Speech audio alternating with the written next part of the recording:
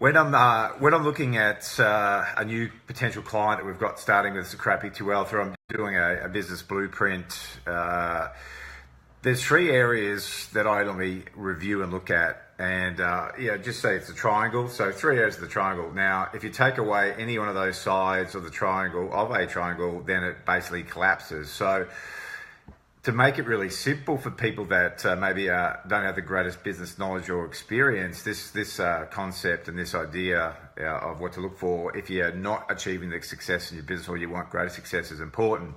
Now, the first area that you need to look at is, do you actually have a clear business set of goals? Do you actually have an idea about where you want to go? Because there's, hey Vic, good to have you on. Hope it's going well over there in Perth. Now, there's the current reality. So first thing we do when we work with a new business or business owner is look at what is their current reality, because it's what you think may be going on. And then when we get people to fill out our documents, you are stalking me. That's good. I like being stalked. Makes you feel important. What we need to look at is the current reality. A bit like when you have a client that comes on board with you and you ask them about their eating. And for some people, we have false beliefs. We can bullshit ourselves and they think they're eating okay. You probably heard that. How's your eating habits? Oh, yeah, I eat pretty good. But, obviously that's not the case most of the time. And so we need to look at what's your current reality. Be honest about it.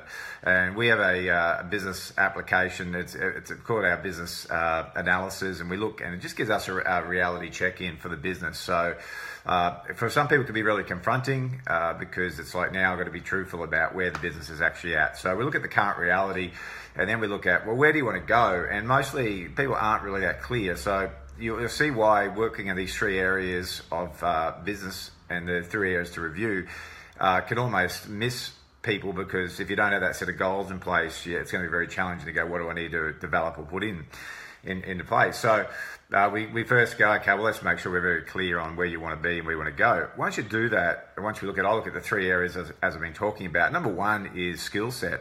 Now, we look at what skill set do you have currently and what skill sets do you need to develop?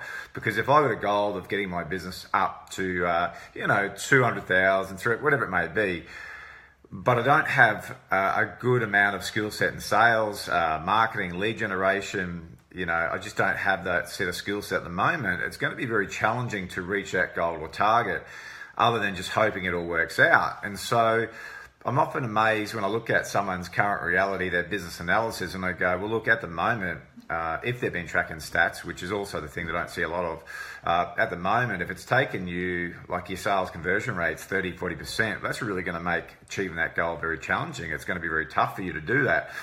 And it's going to be hard work because, you've got to see 10 people to convert 2 rather than having 10 people in front of you to convert like 8 or 9 of them.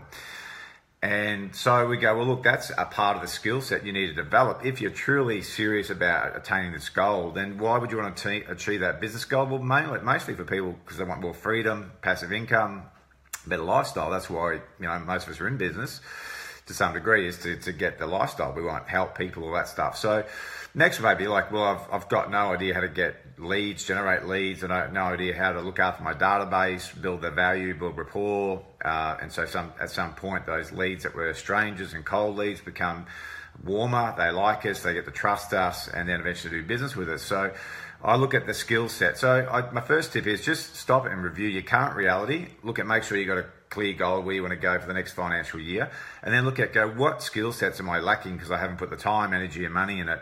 And now saying I don't like sales, I'm not good at it, that's not going to help you achieve your goals. It's not about liking sales or what it's about is getting good at it if you truly want to help people achieve your mission. But we need to know if that's the area that's lacking. All right, so that skill set, we need to review that. Next side of the triangle I look at is I look at the structure. So what's the structure of the business based on then the goal that these people want to achieve? So we look at the structure of business, and I was working with a facility not so long ago, and they didn't have a structure. They wanted to hire trainers into the gym. They didn't have a structure for it. They didn't have a HR structure. Didn't have how to employ somebody, how to write the ads, how to do the interview process. Not sure what to look for. So there was a lack of structure in that. So it's going to be very challenging again to achieve that goal if that structure is not in place. They also didn't have a marketing plan in place, so there was nothing there to go look to reach this financial target. How are we going to get these leads? How are we going to convert?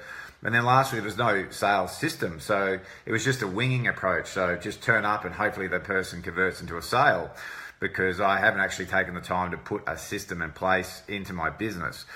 So that'll be the structure part of it.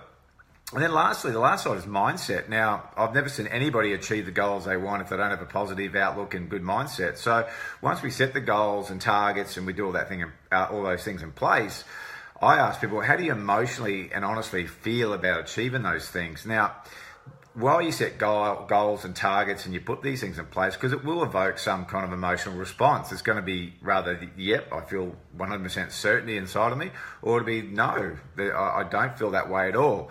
And so we've got to be forever working on our professional development and also our personal development. So to have a process, have some way to then remove self-limiting beliefs, roadblocks, encouraging our mind to grow and expand.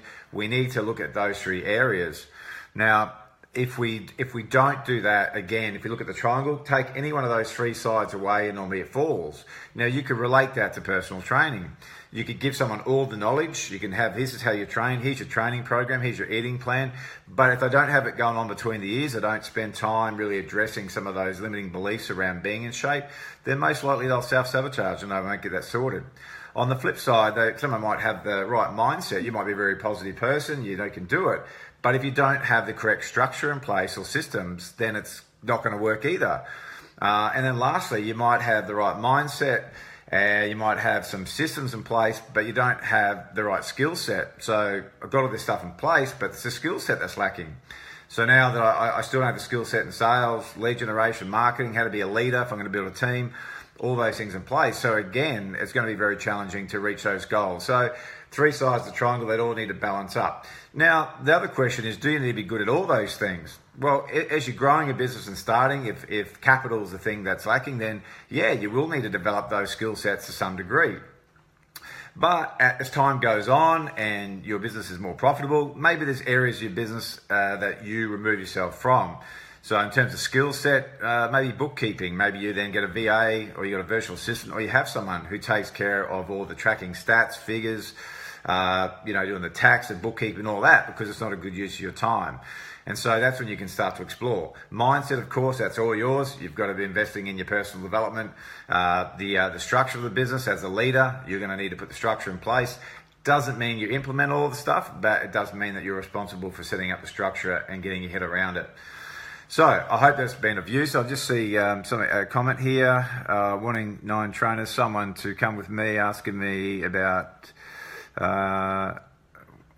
someone asked me, and do I pay my trainers cash so I don't have to put them on my books? Yeah, that's a pretty common one, Vic. So look, I hope you've enjoyed this video. I hope it made sense. I like to keep it simple but effective. If my recommendation, share it, make some comments. If you've got any things you want us to cover, please comment below. We love to hear from you, and we love to provide as much content and valuable information as we can to help you in your fitness business. All right, Jason Bennett signing out. Have a great day. Speak to you soon.